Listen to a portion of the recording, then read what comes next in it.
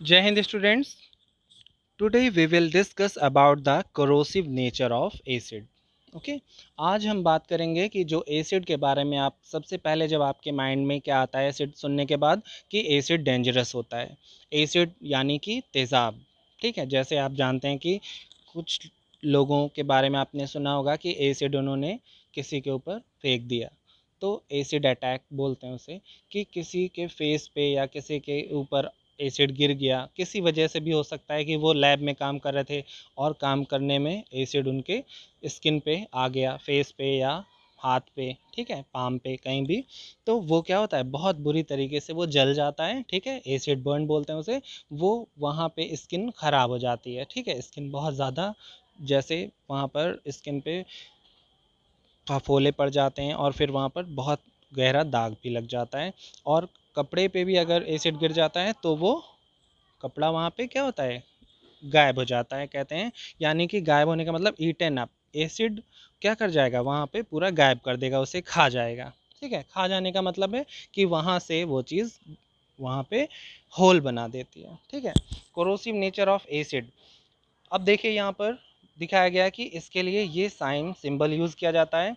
Warning sign displayed on container containing concentrated acid and base. कभी भी concentrated का मतलब जिसमें कंटेंट ज़्यादा हो, ठीक है, जिसमें वाटर कंटेंट कम हो और एसिड या बेस का कंटेंट ज़्यादा हो, वहाँ हम उसे कंसनट्रेटेड बोलते हैं।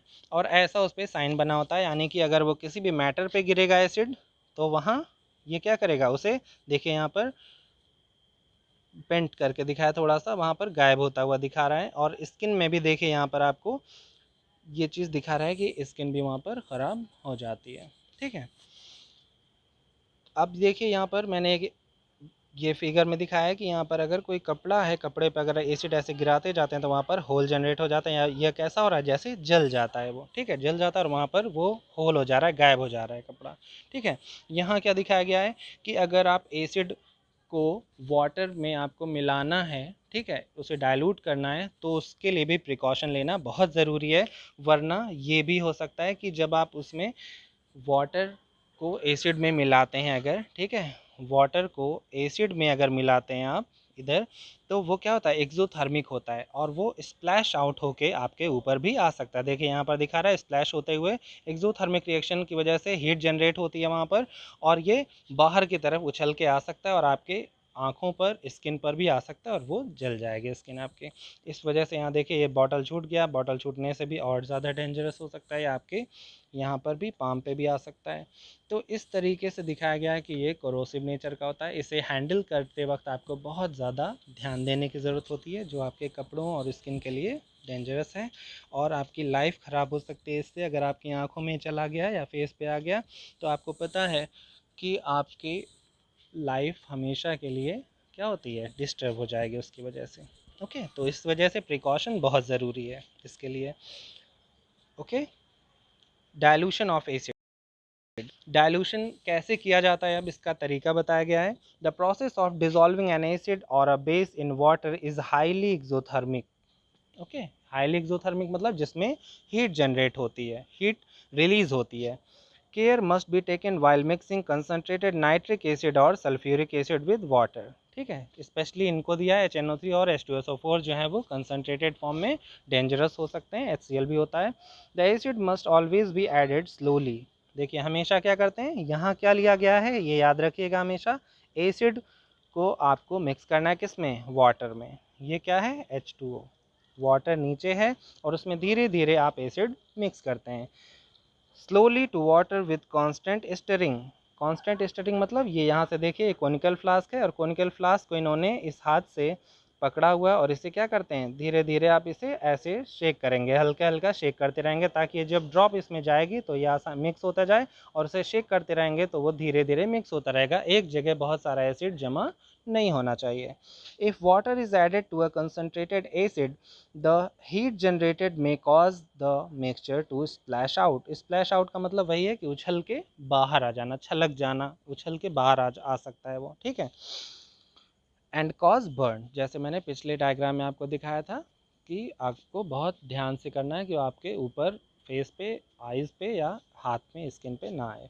द ग्लास कंटेनर में also break due to excessive local heating, यानी इतना ज़्यादा हीट जनरेट होने से ये हो सकता है कि ये भी बर्स्ट हो जाए, ये ग्लास वेयर जो होता है वो भी टूट सकता है, और टूट गया तो ये बाहर आएगा और आपके स्किन पे फिर आ सकता है।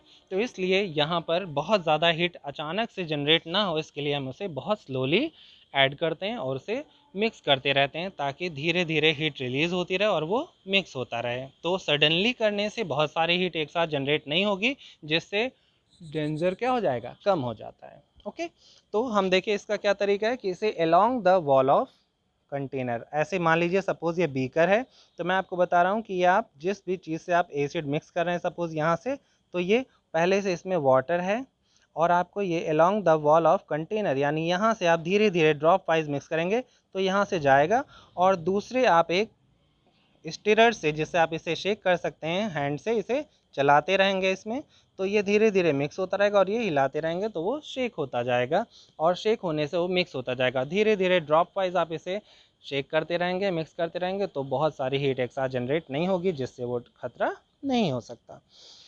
Mixing an acid or base with water result in decreasing in the concentration of ions per unit volume। ठीक है, यानी एसिड या बेस जो हम मिलाते हैं तो वाटर में H2O है और H प्लस या OH माइनस मिलेगा, तो वहाँ पर हाइड्रोनियम आयन और हाइड्रोक्सिल आयन प्रोड्यूस होता है। ठीक है, decrease in the concentration of ion, यानी जब आप स्टार्टिंग में ऐड करते हैं तभी वहाँ पर आयंस प्रोड्यूस होना स्टार्ट होते हैं, तो धीरे धीरे जब आप करते जाएंगे तो वो आयंस बनते जाएंगे, और फिर कंटिन्यूसली हमेशा आयन बनता जाए, बहुत ज़्यादा ऐसा नहीं हो सकता। मिक्सिंग एन एसिड और base with water result in decrease in the concentration of ion, यानी लगातार बढ़ेगा नहीं, एक टाइम के बाद वो स्टॉप हो जाता है, डिक्रीज होने लगता है।